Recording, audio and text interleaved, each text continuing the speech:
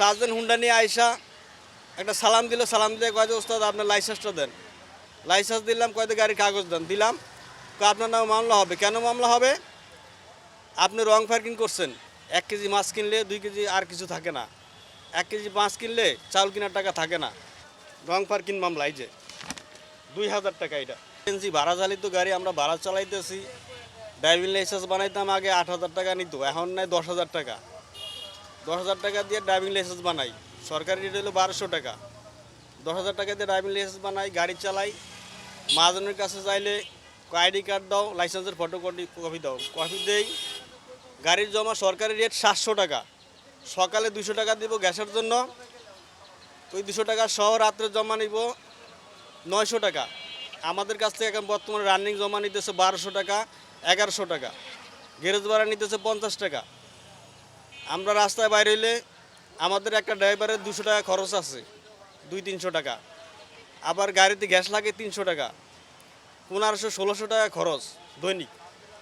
আমরা সর্বোচ্চ 2200 টাকা ইনকাম হয় সারাদিনে। 1500-1600 টাকা দিয়ে দিলে শেষ হয়ে গেলে আর আমাদের থাকে 700-800 টাকা। 1 কেজি মাছ কিনলে 2 কেজি আর কিছু থাকে না। 1 কেজি মাছ কিনলে চাউল কেনার টাকা থাকে না। আমাদের এই ঝামেলা। তারপরে কোনো জায়গায় কোনো পার্কিংয়ের জায়গা নাই। এক জায়গায় দাঁড়িয়ে আছি, কালকে আমি শাহবাগের মোড়ে দাঁড়িয়ে আছি পিজি হাসপাতালের সামনে। 4জন হুন্ডা নিয়ে আইসা একটা সালাম দিল, সালাম দিয়ে কয় যে ওস্তাদ আপনার লাইসেন্সটা দেন। লাইসেন্স দিলাম, কয় যে গাড়ির কাগজ দেন, দিলাম। আপনার নামে মামলা হবে। কেন মামলা হবে? আপনি রং পার্কিং করছেন। এখানে দাঁড়াইছেন কেন? নির্ধারিত কোনো জায়গা নেই, আমরা কোথায় দাঁড়াবো? কেবল যাত্রীরা নামাইলাম, আইসাই কয় যে গাড়ির কাগজ দেন, দিলাম। এই যে আমার 2000 টাকা দেওয়ার একটা মামলা দিয়ে দিছে, রং পার্কিং মামলা। এই যে 2000 টাকা। এটা ফটোকপিটা আমি রাখছি সাথে, আরেকটা আমার গাড়ির ভিতরে আছে। এখন এই 2000 টাকা আমি ইনকাম করতে হলে আমার 3-4 দিন সময় লাগবে। আমার ডেট দিছে মাত্র 15 দিন এই মামলার। 15 দিনের ভিতরে না ভাঙ্গাইলে আমার আবার ডবল মামলা নিতে হবে 4000 টাকা। এই হচ্ছে আমাদের পরিস্থিতি।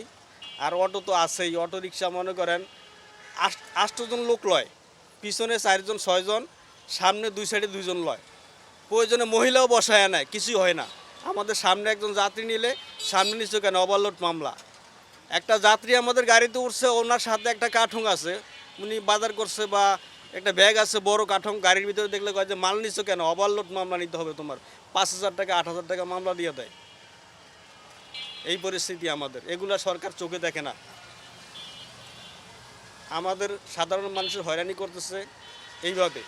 কোথায় কোনো পার্কিংয়ের জায়গা নেই। আমি চাই সরকার যেন বিভিন্ন জায়গায় আমাদের সিএনজি রাখার জন্য পার্কিংয়ের জায়গাটা করে দেয়, যেহেতু আমরা কোনো হয়রানি না হই।